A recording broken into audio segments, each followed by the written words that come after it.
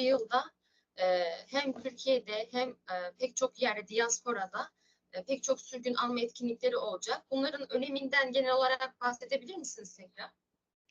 Şimdi biraz da zaman hepsini böyle bir toparlamaya da olmadık da, çünkü inisiyatifler, planlar da geliyor.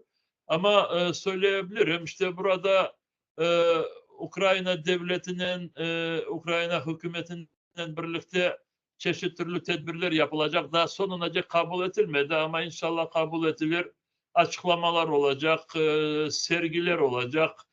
Misal için bugün endi başlandı birinci tedbirler.